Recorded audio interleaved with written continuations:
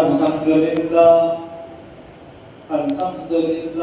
نحمده ونستعينه ونستغفره ونعوذ بالله من شرور أنفسنا ومن سيئات أعمالنا من يهده الله فلا مضل له ومن يضلله فلا هادي له ونشهد أن سيدنا ومولانا محمدا عبده ورسوله أما بعد فأعوذ بالله من الشيطان الرجيم بسم الله الرحمن الرحيم إن الله وملائكته يصلون على النبي يا أيها الذين آمنوا صلوا عليه وسلموا تسليما اللهم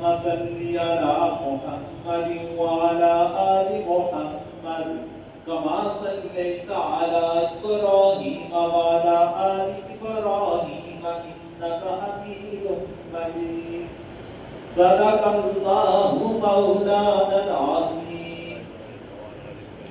میرے محترم سامعین گرامی، آج آپ حضرات کے سامنے حیا پر بات کرنا چاہوں گا.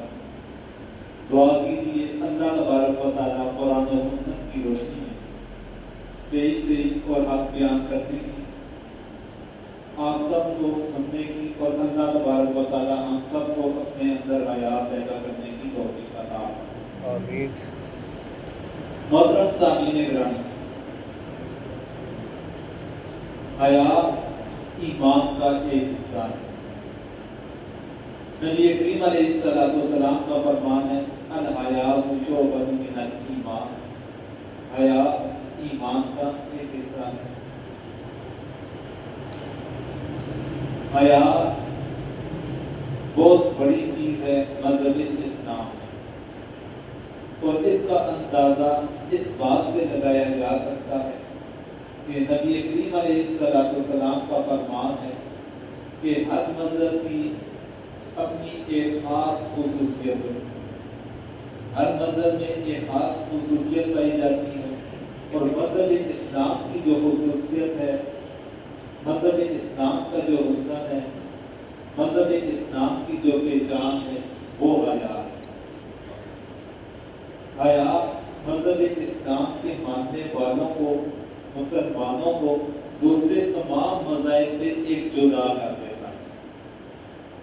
ایک چیز انسان کی خصوصیت ہوتی ہے، ایک خاندان کی خصوصیت ہوتی ہے، ایک قبیلے قوم کی خصوصیت ہوتی ہے، گاؤں کے رہنے والے لوگوں کی خصوصیت ہوتی ہے، یا کسی صوبے یا ملک کی ایک خصوصیت ہوتی ہے. تو اس خصوصیت کی وجہ سے اسے باقیوں سے وہ جدا چیز کر دیتی ہے. جس طرح پاکستان میں بہادری کا جب نام لیا جاتا ہے تو ذہن کے اندر بہادر قوم کے لحاظ سے پٹھانوں کا نام ذہن کے اندر آ جائے گا کہ اللہ تبارک و تعالیٰ نے انہیں دلیری عطا فرما رکھی ہے. اسی طرح سے وہ ساتھوں کے لحاظ سے وہ مشہور ہے. ہر علاقے کی اپنی اپنی ایک ثقافت ہے، اور اس کی وجہ سے یا اس خصوصیت کی وجہ سے وہ علاقے کے لوگ، بعض لوگ مہمانوازی میں مشہور ہوں گے، بعض سچائی کے لحاظ سے مشہور ہیں، کوئی برائی کے لحاظ سے مشہور ہوگا. پھر برائی کے اندر بھی کسی علاقے کے لوگ کسی ایک برائی سے مشہور ہوں گے، دوسرے علاقے کے لوگ دوسری برائی کے نام سے پہچانے جاتے ہیں. پھر جس وقت اس چیز کا نام ذہن کے اندر آئے گا، فوری طور پر اس علاقے کا نام انسان کے دماغ کے اندر گھومنا شروع ہو جائے. اسی طرح جس وقت حیا کا معاملہ آتا ہے تو مذہب اسلام اس کا ذہن کے اندر لازمی طور پر آئے گا، کیونکہ حیا کے اندر جتنی سختی، حیا کے معاملے کے اندر جتنی احتیاط برتنے کا حکم مذہب اسلام نے دیا، اتنا کسی دوسرے مذہب نے نہیں دیا. اور اتنا زیادہ اس مذہب نے اس چیز کے اوپر زور دیا، اسے دوسرے مذاہب سے یہ جدا کر کے چیز چھوڑ دیتی ہے. جب مذہب اسلام کی بڑی خصوصیات میں سے یہ خصوصیت ہے کہ انسان کے اندر حیا، پھر حیا کا انسان خود اندازہ لگا لے کہ کتنی زیادہ اہمیت ہوگی اللہ تبارک و تعالیٰ کے احکامات کی روشنی میں، نبی کریم علیہ السلام کی تعلیمات کی روشنی میں، حضور کے عمل کے ذریعے سے۔ حضرت عائشہ صدیقہ رضی اللہ تعالیٰ عنہ فرماتی ہیں کہ ایک جس کا مفہوم اس طرح بنتا ہے کہ اگر ایک شریف لڑکی قوالی ہو، شرمیلی ٹائپ کی ہو، تو نبی کریم علیہ السلام اس سے بھی زیادہ حیا فرمانے والے تھے۔ ایک قوالی لڑکی ہو، اس کے اندر حیا زیادہ پائی جاتی ہے، پھر شرمیلا پن بھی اس کے اندر پایا جائے، اس کے اندر اور زیادہ حیا ہوگی۔ گھر کے اندر رہنے والی ہو، باہر نہ نکلنے والی ہو، اس کے اندر اور زیادہ حیا پائی جائے گی۔ تو فرمایا کہ نبی کریم علیہ السلام اس عورت کے مقابلے کے اندر بھی زیادہ حیا والے، خود پھر اندازہ لگا لے کہ نبی کریم علیہ السلام کے اندر کتنا زیادہ حیا کا مادہ پایا جاتا تھا، کتنی زیادہ ان کے اندر حیا۔ اور وہی نبی کریم علیہ السلام اس چیز کی پھر تعلیمات بھی وہی فرما رہے ہیں، ہمیں وعظ و نصیحت بھی فرما رہے ہیں، اپنے احکامات کے ذریعے سے بھی فرما رہے ہیں۔ ایک دفعہ ایک صحابی دوسرے صحابی کو حیا کے بارے میں درس دے رہے تھے، سمجھا رہے تھے۔ نبی کریم علیہ السلام پاس سے گزرتے ہیں کہ جس طرح راستے کے اندر دو افراد کھڑے ہو، ایک دوسرے بندے کو کوئی بات سمجھا رہا ہو، تو نبی کریم علیہ السلام پاس سے گزرے تو سنا کیا یہ باتیں کر رہے ہیں، تو دیکھا کہ وہ حیا کے بارے میں دوسرے صحابی کو وہ سمجھا رہے تھے۔ تو نبی کریم علیہ السلام نے فرمایا کہ اسے چھوڑ، جس میں حیا نہیں تو اس میں وہ جو چاہے کرتا پھرے، جس میں حیا نہیں وہ جو چاہے کرتا پھرے۔ کہ فرمایا کہ بات ہی ادھر آ کر ختم ہو جاتی کہ حیا معاملہ ہی ایسا ہے کہ جس انسان کے اندر حیا نہیں، اس کے اندر پھر وہ جو چیز چاہے کرتا پھرے گا۔ انسان اپنے آپ کو گناہ سے روکے گا حیا کی وجہ سے، انسان بد نظری سے اپنے آپ کو بچائے گا حیا کی وجہ سے، انسان زنا سے اپنے آپ کو بچائے گا حیا کی وجہ سے، انسان نیکی کی طرف راغب ہوگا حیا کی وجہ سے، برے کاموں سے اپنے آپ کو بچائے گا حیا کی وجہ سے۔ حیا اس کا چھوٹا سا مفہوم نہیں ہے کہ جس طرح ہم نے اسے بالکل محدود سا بنا کر چھوڑ دیا حیا کے معاملے میں، یہ اپنے معنی کے اندر بہت زیادہ وسعت رکھتا ہے۔ نبی کریم علیہ السلام کا فرمان ہے کہ تم اللہ تبارک و تعالیٰ سے حیا کرو جیسا کہ حیا کرنے کا حق ہے۔ اللہ تبارک و تعالیٰ سے حیا کرو جیسا کہ حیا کرنے کا حق ہے۔ تو صحابہ کرام نے کہا کہ ہم تو یا رسول اللہ حیا کرتے ہیں۔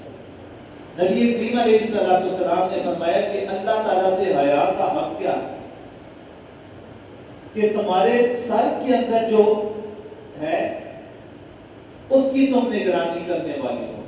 سر کے اندر دماغ ہے، دماغ کے اندر انسان کے خیالات پیدا ہوتے ہیں، اپنے خیالات کے اوپر بھی تم نگرانی کرنے والے بن جاؤ کہ تمہارے جو خیالات ہیں وہ بھی قرآن و سنت کی روشنی میں ہونے چاہیے، تمہارے خیالات کے اندر بھی برائی نہ ہو، تمہارے خیالات کے اندر بھی بے حیائی نہ ہو، تمہارے خیالات صاف ستھرے ہونے چاہیے، تمہارے خیالات تمہیں نیکی کی طرف ابالنے والے ہوں، تم اپنے خیالات کے اوپر نگرانی کرنے والے بن جاؤ۔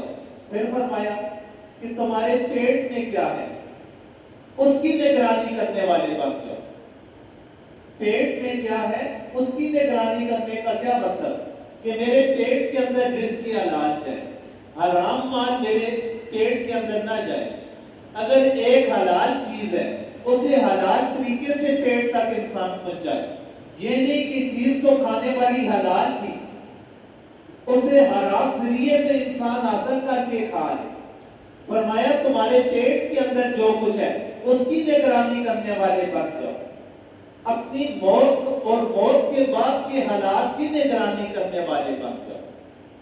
نبی کریم علیہ السلام نے انسان کی پوری زندگی اور زندگی کے بعد کی جو تیاری ہے ان تمام چیزوں کا احاطہ کرنے کے بعد فرمایا کہ جو ان تین چیزوں کی نگرانی کرے گا وہ اللہ تبارک و تعالیٰ سے حیا کا حق ادا کرے گا۔ دماغ کے اندر کیا ہے، پیٹ میں کیا ہے، مرنے کے بعد میرے ساتھ کون سے معاملات ہوں گے، ان تمام چیزوں کی ایک جب انسان نگرانی کرے گا، ان تمام چیزوں کی چوکیداری کرے گا، قرآن و سنت کے مطابق اپنے آپ کو پھر چلانے کی کوشش کرے گا، فرمایا کہ وہ بندہ اللہ تعالیٰ سے حیا کرنے کا حق ادا کرے گا۔ وہ بندہ پھر کہہ سکتا ہے کہ میں نے اللہ تبارک و تعالیٰ سے حیا کرنے کا حق ادا کر لیا۔ نبی کریم علیہ السلام اس حد تک ایک مسلمان کی تربیت فرمائی کہ تم برہنہ حالت کے اندر تنہائی کے اندر بھی نہ رہو، برہنہ حالت میں تنہائی میں بھی نہ رہا، کہ مکمل طور پر انسان بدن کو ننگا کر کے تنہائی کے اندر ہے، مجھے دیکھنے والا کوئی بھی نہیں ہے۔ تو نبی کریم علیہ السلام نے اس چیز سے بھی منع فرمایا۔ ہاں، دو صورتیں شاہ پخانہ کرنے کے لیے انسان کو برہنہ ہونا پڑتا ہے، اپنی شرمگاہ کو ننگا کرنا پڑتا ہے، یا پھر ہم بستری کے بعد، یہ دو شرعی تقاضے ہیں۔ ان سے ہٹ کر فرمایا کہ تم اپنے بدن کو تنہائی کے اندر بھی ننگا نہ کرو، برہنہ نہ کرو۔ اس حد تک شریعت ہمیں یہ سمجھاتی ہے، اس حد تک حیا کرنے کا ہمیں کہتی ہے۔ اسی پر فقہاء کرام، علماء کرام فرماتے ہیں کہ انسان جب غسل کرے تو غسل کرتے وقت بھی انسان کو چاہیے کہ ایک کپڑا لے کر وہ اپنی شرمگاہ کے اوپر لپیٹے۔ اس حالت میں بھی انسان کو احتیاط رکھنی چاہیے غسل کرتے وقت۔ اسلام تو ہمیں اس حد تک سکھاتا ہے حیا کرنے کا۔ اور آج ہمارا کیا معیار بن گیا، آج ہمارا کیا معیار بن گیا؟ ہم حیا کے معاملے میں ان کے نقش قدم پر چلنے کی کوشش کرتے ہیں کہ جن کے مذہب کا وہ خصوصی شعار نہیں بن رہا۔ خصوصی شعار مذہب اسلام کا بنتا ہے حیا، جو نبی کریم علیہ السلام کا بھی فرمان ہے۔ اور ہم ایسے معاملات میں مغربی تہذیب کی تقلید کرنے پر اپنے آپ کو خوشی کا اظہار بھی کرتے ہیں اور فخریہ انداز میں ان کی تقلید کرنے کی کوشش بھی کرتے ہیں، ان کی پیروی بھی کریں گے۔ اور جو بندہ ان معاملات کو روکنے کی کوشش کرے گا یا سمجھانے کی کوشش کرے گا، اسے پھر طعن و تشنیع کا نشانہ بھی بنایا جاتا ہے اپنے مسلمانوں کی طرف بھی۔ تو محترم سامعین اکرام، ان دنوں پر ہماری جو یونیورسٹی ہے Abbott science and technology university, اسپ کے نام کے ساتھ، اس کے اندر انہوں نے مختلف پروگرام کرتے تھے طلباء میں، اسٹوڈنٹس میں، جس کے اندر ان کے زیادہ تر جو پروگرام تھے وہ مخلوط تھے، لڑکے اور لڑکیوں کے مشترکہ پروگرام تھے۔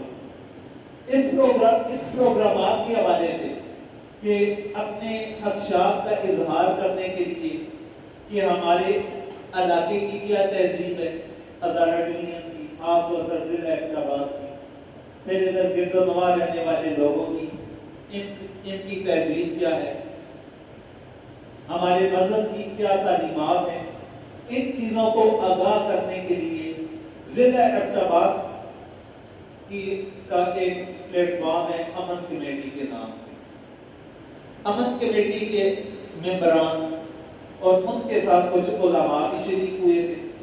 تو اسپ یونیورسٹی میں انہوں نے چکر لگایا، وی سی صاحب سے ملاقات کی اور انہیں اپنے خدشات کا ان کے سامنے اظہار کیا کہ اس طرح کے اگر معاملات ہوں گے، اس چیز کی نہ ہمیں ہمارا مذہب اجازت دیتا ہے اور نہ ہی ہمارا معاشرہ اس چیز کی اجازت دیتا ہے۔ اگر آپ اس طرح کے پروگرام یونیورسٹی میں کریں گے، ایک شریف انسان، ایک باحیا انسان اپنی بیٹی کو ایسی تعلیم کیسے دلوائے گا؟ اس طرح کے خیالات کا انہوں نے اظہار کیا، جس کا انہوں نے پھر تذکرہ آ کر سوشل میڈیا پر بھی کیا کہ ہماری قوم کیا ان کے ساتھ گفتگو ہوئی۔ آگے سے وی سی صاحب کا کیا جواب تھا؟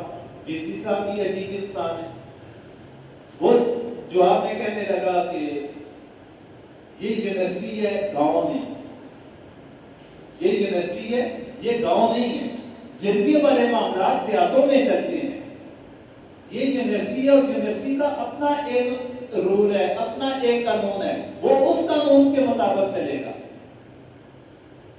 اور ہمارے وی سی صاحب کا تعلق اس یونیورسٹی کے، وہ بھی کوئی پنجابی یا سندھی یا بلوچی بندہ نہیں ہے، وہ بھی ہمارا یہاں کا مقامی چمنا کے گاؤں کا رہنے والا ہے۔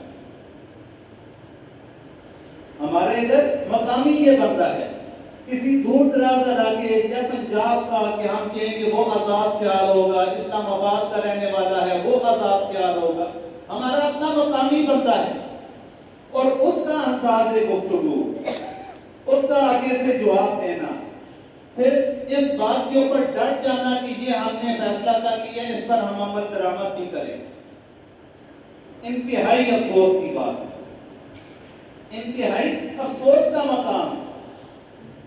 فرق صرف یہ ہے کہ یہ مقامی تو ہے، ایک علاقے کا رہنے والا، لیکن اس کی جتنی تربیت ہوئی یہ ساری کی ساری یورپین کنٹریز میں ہوئی، اس کی زیادہ تر زندگی یورپین ممالک میں گزری، جو کچھ وہاں پر دیکھتا رہا وہی کچھ چیزیں یہاں پر لاگو کرنا چاہتا ہے۔ ہمارا حکومت کے پی کے حکومت سے مطالبہ ہے کہ ایسے وائس چانسلر کو ایسے علاقوں کے اندر کم از کم نہ لگایا، ایسے وائس چانسلر کو ایسے علاقوں کی یونیورسٹیز میں نہ لگایا جائے جہاں کا باپردہ ماحول ہو، لوگوں کے رہن سہن کا، دیہاتوں کے لوگوں کا، اور وہ یہاں پر آ کر تعلیم کے نام کے اوپر بے حیائی کو پھر فروغ دے، مخلوط پروگرام کرے، تو اس چیز کی نہ ہمارا معاشرہ اجازت دیتا ہے، نہ مذہب ہمارا اجازت دیتا ہے۔ اور برائے نام صرف نام کے مسلمان بن کر اعلیٰ عہدوں کے اوپر بیٹھ کر اور بے حیائی کو عوام میں پھیلانا، لڑکے لڑکیوں کے اندر پھیلانا، تو اس کے متعلق قرآن مجید کے اندر اللہ تبارک و تعالیٰ کا فرمان ہے کہ جو اہل ایمان میں بے حیائی پھیلانا چاہتا ہے، اللہ تبارک و تعالیٰ نے اس کے لیے سخت ترین وعید کا قرآن مجید میں ذکر فرما رکھا ہے۔ اور اگر ہم ایسا قدم اٹھائیں گے، ہم مسلمانوں کے درمیان بے حیائی پھیلانے کے طریقہ کار ایجاد کریں گے، انہیں سہولیات فراہم کریں گے، تو کیا ہم قرآن کی اس وعید کے زمرے کے اندر نہیں آئیں گے؟ اللہ تبارک و تعالیٰ تو حیا پھیلانے کا حکم دیتے ہیں، نبی کریم علیہ السلام کی تعلیمات حیا پھیلانے کا حکم دیتی ہیں، بے حیائی سے روکتی ہیں۔ اور آج ہم کس نام کے مسلمان اپنے آپ کو کہتے ہیں؟ اپنے آپ کو ایک طرف مسلمان کہیں اور دوسری طرف اپنے کاموں کو ہم دیکھیں، پھر صرف اپنی ذات کی حد تک اس چیز کو نہیں رکھا جا رہا، بلکہ دوسرے مسلمانوں کے اندر اس چیز کو فروغ دیا جا رہا ہے۔ تو محترم سامعین گرامی، اس سوچ کو تبدیل کرنے کی ضرورت ہے، اس سوچ کو مجموعی لحاظ سے ہمیں تبدیل کرنے کی ضرورت ہے۔ عجیب ہمارے معاملات چلتے ہیں۔ یہی جس وقت امن کمیٹی کا ایک جرگہ یونیورسٹی گیا تھا، تو اس کے حوالے سے جو انہوں نے پریس کانفرنس کی تو سوشل میڈیا پر لگی، تو نیچے کمنٹ پڑھ رہا تھا، تو ایک ظالم بندہ وہ لکھتا ہے کہ علماء یہ اپنی مساجد اور مندروں میں ٹائم گزارے۔ اب اس بدبخت کو اتنا بھی نہیں پتا کہ مسلمان کا تعلق مندر کے ساتھ کہاں پر آ گیا، مسلمان کا تعلق مندر کے ساتھ کہاں پر بنتا ہے۔ مسلمان اپنی مساجد اور مندروں کو سنبھالیں، یہ ہماری ڈومین ہے، ہمیں اپنی ڈومین میں رہ کر ہر کام کرنے کی اجازت ہونی چاہیے۔ کہ وہ کیا کہہ رہے ہیں کہ یہ ہمارا ایک احاطہ ہے، اور اس احاطے کے اندر رہ کر ہم آزادی کے ساتھ جو مرضی کرتے پھریں، ہمیں کوئی پوچھنے والا نہ ہو اور کوئی ہمارے اوپر تنقید کرنے والا بھی نہ ہو، اور وہ بندہ کی تو آخر اپنے آپ کو مسلمان ہے، کلمہ پڑھنے والا ہے، اسی معاشرے کا فرد ہے۔ تو محترم سامعین گرامی، جس وقت ایک گناہ کا کام مجموعی لحاظ سے پھیل جاتا ہے، پھر اللہ تبارک و تعالیٰ کا عذاب بھی نازل ہوتا ہے۔ کوئی بھی گناہ ایک انسان خفیہ طور پر کرتا ہے، گناہ وہ ایک علیحدہ معاملہ ہے، گناہ ہے، لیکن وہ ایک اس کی ذات تک محدود ہے، اور جس وقت ایک گناہ اجتماعی طور پر شروع ہو جائے، ایک معاشرے کے اندر پھیل جائے، تو پھر اللہ تبارک و تعالیٰ کی طرف سے ایسی قوموں کے اوپر عذاب بھی مسلط کیے جاتے ہیں۔ قوم لوط کا واقعہ قرآن میں انسان دیکھ لے، احادیث مبارکہ بھی اس کی تفسیر دیکھ لے، تاریخی کتابوں میں اس واقعات کو دیکھ لے کہ قوم لوط کے اوپر عذاب نازل ہونے کے اسباب میں سے ایک جو بڑا سبب تھا کہ ان کی محفلوں کے اندر بے حیائی کی باتیں ہوتی تھی، ان کی محفلوں میں بے حیائی کے کام ہوتے تھے، یعنی کہ مجموعی لحاظ سے اجتماعی طور پر عوام اس بے حیائی کے کام کے اندر شریک ہو چکی، تو اللہ تبارک و تعالیٰ کی طرف سے ان کے اوپر ایسا عذاب نازل ہوا کہ جیسا عذاب باقی قوموں کے اوپر نازل نہیں ہوا۔ سخت ترین اور دردناک ترین عذابوں میں سے قوم لوط تھی کہ جس کے اوپر عذاب نازل ہوا۔ اور اگر ہم بے حیائی کے پروگراموں کی ان کی حمایت کریں گے، ان کی تائید کریں گے، اس کے اوپر خاموشی اختیار کریں گے، تو پھر کیا ہم اس زمرے کے اندر نہیں جاتے کہ پھر ہمیں بھی کیا انتظار نہیں کرنا چاہیے کہ کب ہمارے اوپر اللہ کا عذاب مسلط ہو؟ اللہ کا عذاب یہ نہیں کہ صرف سر کے اوپر پتھر ہی مارے گا اللہ تبارک و تعالیٰ، مختلف صورتوں میں اللہ تبارک و تعالیٰ کی طرف سے عذاب نازل ہوتا ہے۔ آج ہمارے اوپر کھانا پینا کتنا مہنگا ہو چکا ہے، پیٹرول کی قیمت دیکھیں، ڈیزل کی قیمت دیکھیں، بجلی کی قیمت دیکھیں۔ ایک غریب بندے کے گھر کے اندر وہ اپنے گھر کا 2 وقت کا کھانا پورا نہیں کر سکتا۔ یہ اللہ تعالیٰ کی طرف سے عذاب کی صورت نہیں تو اور کیا ہے؟ معاشی لحاظ سے تنگ دستی کے اندر ہم آ چکے ہیں، مجموعی لحاظ سے دیکھا جائے ماس ہے پورے ملک کے اندر 5 سے 10% کو چھوڑ کر 80-90% افراد ایسے ہیں کہ جو تنگ دستی کے عالم میں اپنی زندگی گزارتے ہیں، ان کے لیے جینا مشکل ہو چکا ہے۔ جب اکثریت اس چیز کے اندر آ گئی ہے تو پھر دیکھیں اللہ کا عذاب بن رہا ہے یا نہیں بن رہا۔ انسان خود سوچ و بچار کرے، قرآن و سنت کی تعلیمات کو مد نظر رکھتے ہوئے ہمیں پھر سوچنا پڑتا، انہیں دیکھ کر سوچے۔ اگر اسی طرح کے کام یہ چلتے رہیں گے تو پھر لازمی بات ہے اللہ تبارک و تعالیٰ کی طرف سے بھی عذاب تو نازل ہوگا۔ وہ کبھی ایک صورت میں، کبھی سیلابوں کی صورت کے اندر آ رہے ہیں، کبھی گندم کی کمی کی صورت کے اندر آ رہے ہیں، کبھی آٹے کا بحران ہے، کبھی چینی کا بحران ہے، کبھی بجلی کے بل اتنے زیادہ آتے ہیں کہ ایک غریب بندہ وہ بل دینے سے قاصر ہو جاتا ہے، اس کا میٹر تک اتار کر لے کر چلے جاتے ہیں، اس کی اتنی آمدن نہیں ہوتی کہ جتنا اس کے سر کے اوپر بجلی کا بل ڈال دیا جاتا ہے۔ تو محترم سامعین گرامی، یہ انہی چیزوں کے نتائج ہیں کہ ہم قرآن و سنت سے جتنا اپنے آپ کو دور کریں، جتنا قریب کریں گے اللہ تعالیٰ ہمارے لیے بہتر کریں گے۔ آخر میں بات کرنا چاہوں گا کہ چند دن پہلے ایک بڑے عالم دین شیخ ادریس صاحب، انہیں بڑی بے دردی کے ساتھ شہید کیا گیا۔ اس پر انتہائی افسوس کا مقام ہے کہ ان سے پہلے بھی بڑے بڑے علماء کو مختلف علاقوں میں دہشت گردی کا نشانہ بنایا گیا۔ مولانا سلیم اللہ سمیع الحق صاحب ہوں، ان کے صاحبزادے حضرت مولانا حامد الحق صاحب ہوں، مفتی نظام الدین شامدی صاحب کی صورت میں، مفتی ڈاکٹر عادل محمود صاحب کی شکل میں اخراج کی۔ اس طرح اگر انسان نام گننا چاہے تو ایک بڑی لسٹ بن جاتی ہے۔ یہ جو ان سالوں میں 2-4 سالوں کے اندر علماء اور بڑے بڑے علماء، علم کا پہاڑ تھے، ایسے علماء جنہیں بے دردی کے ساتھ قتل کیا گیا۔